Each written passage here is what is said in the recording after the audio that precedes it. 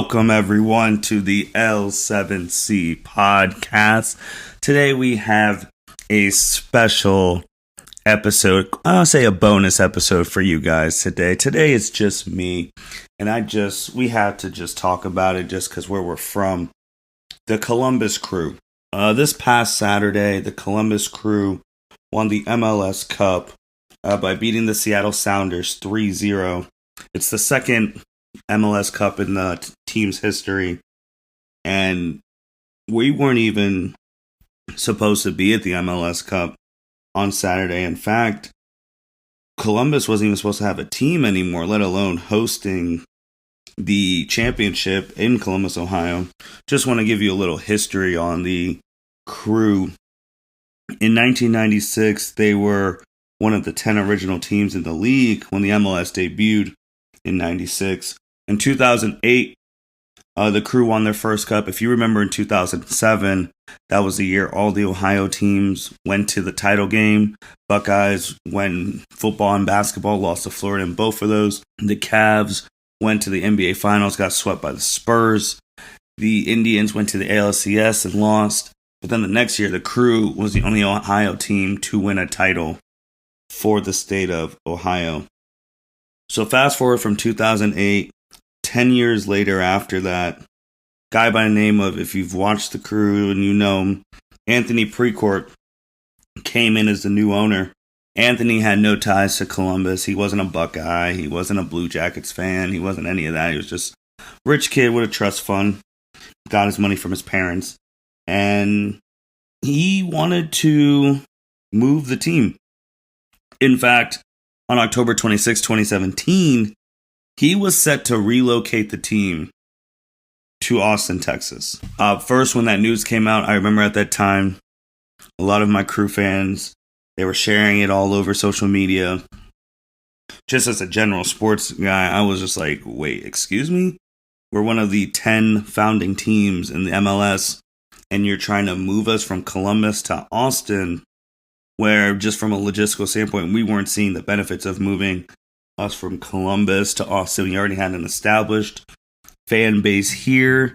There was talks about Austin, but Austin was a college town, but Columbus is still a college town. But we have an established Crew fan base here.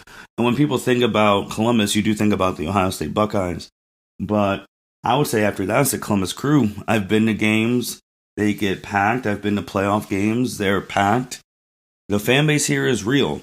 So when it was decided that he was going to try and take the Crew to Texas, the fans, they had other plans. And one of the craziest things you will probably see in sports in your life, the fans fought back and they were trying to keep the Crew in Columbus, Ohio. As you've heard, the favorite hashtag Savethecrew was born, and they were fighting. Everywhere you go, I give big props to Cameraman Tebow's radio station. They were really fighting for the Save the Crew. Every time there was a new update with the legal thing, with Andrew Ginther, and any of those politicians getting involved, they gave you an update. They gave you an update on rallies. And during all this, when the fans were trying to save the Crew were still playing. They were still a pretty good team, just trying to play for their city. And I think at that time, before Will Trapp got traded, he was saying he would have liked to stay at Columbus. They didn't want to move to Austin, Texas. So Save the Crew was born, grassroots organization, CREW, FU Precourt, We Are the Crew. That was one of the signature chants that the Crew had at games. I remember being at a playoff game with a huge supporter of the podcast, Patrick TV on YouTube and Twitch and Twitter. And I heard that, and the crowd was shaking, the stadium was shaking. We had the Dragon Ball expert Mitch who was watching it at home, and he could hear it from the TV.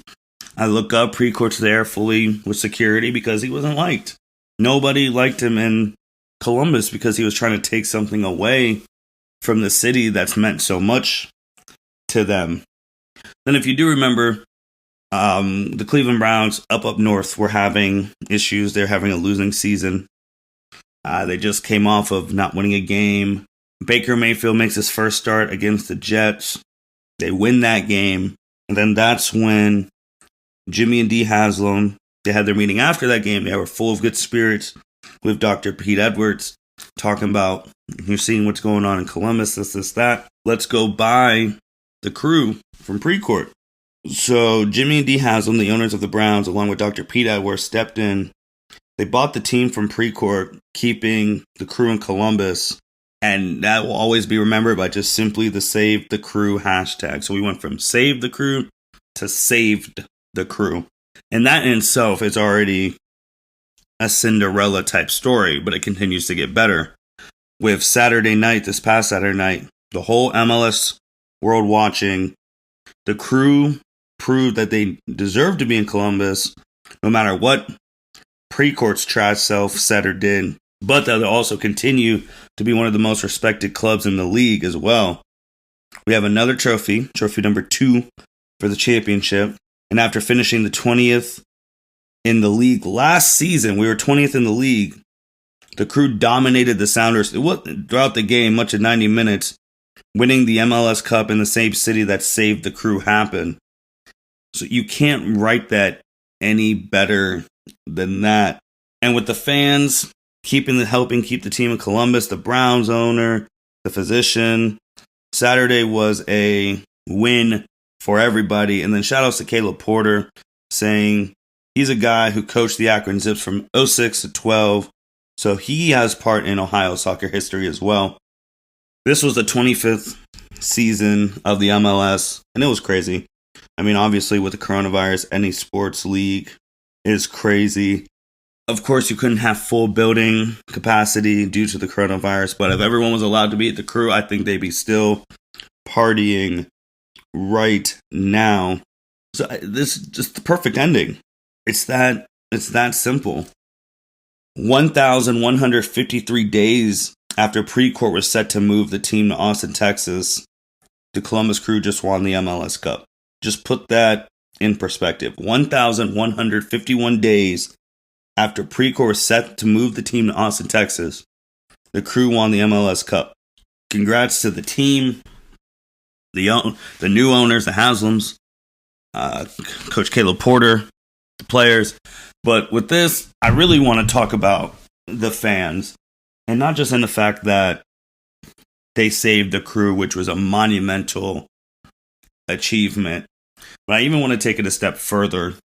What the Crew fans showed not only the city of Columbus, the state of Ohio, the whole sports world, they showed everyone what is truly possible when you work together.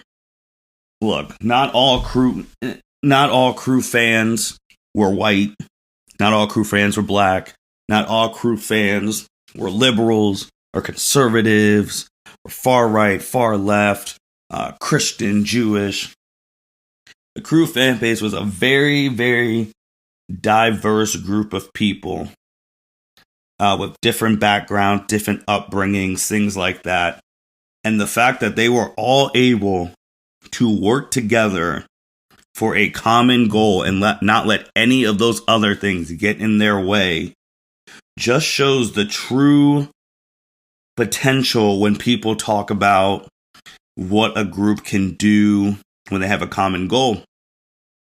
I honestly wish those people with the Save the Crew passion were in politics right now, because politics are so divided, things like that. But the Crew, they had one goal: save the Crew by any means.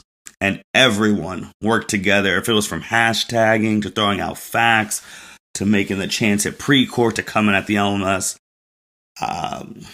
GMs, all of that, just going at the commissioners, things like that.